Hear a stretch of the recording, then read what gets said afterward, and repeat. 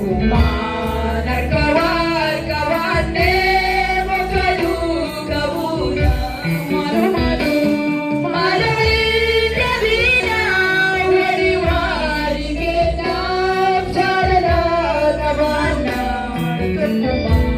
tugumaan arkawan kawane makalu kabuna Tugumaan kabawan ayon sodachu akan dikit-dikit go kawan danachu Nubusi baruke labona pesati manake dibana amanar kormati Atita lala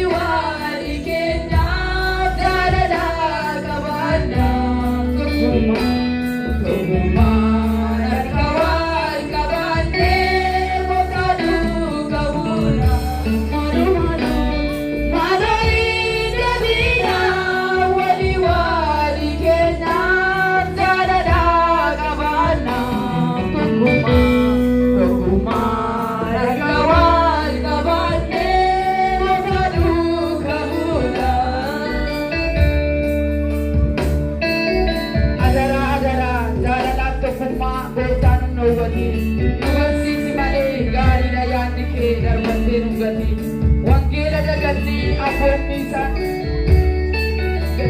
at sambalil kami kuyar pagiti madali at ane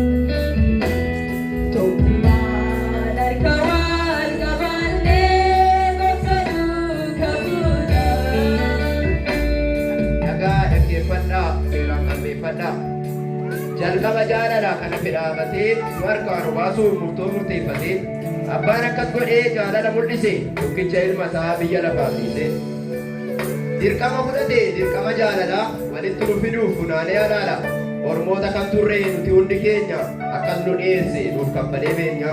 Ormoota kan turre nuti hundi keenya akkas nu dhiyeesse nuuf kaffalee beenya. Takkaa yaannee beennu waan akkanaa argu walitti dhufuudhaaf akka durii argu hidhaa jaalalaatii kan wal nu barsiise jaalala nuuf qabu dhiigaan agarsiise. Jaalala dhugaatiin gooftaan nu jaalatee jirma jiidhaa fuudhee ofiisaatii baatee ofiisaarra kaa'ee ba'aa keenya dhuma ofitti fudhatee cubbuu ilma namaa hubadhu.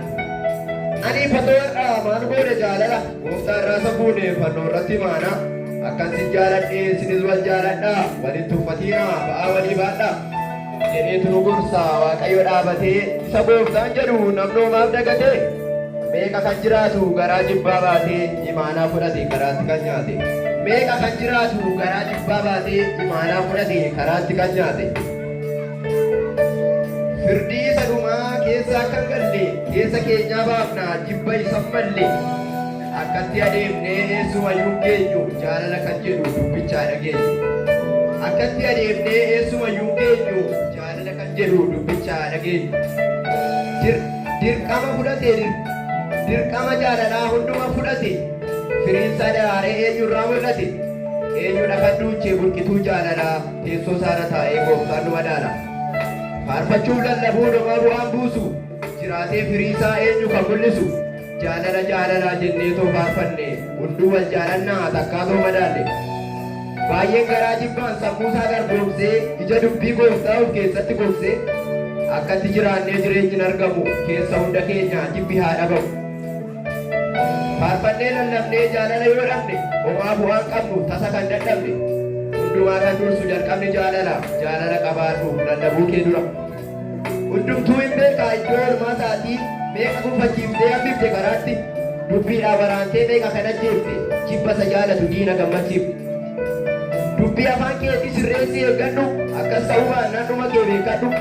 Abidda kan taane dhumni keenya boru hunduu murteeffatee jibbarraa haa goru. Abidda kan taane dhumni keenya boru hunduu murteeffatee jibbarraa haa goru.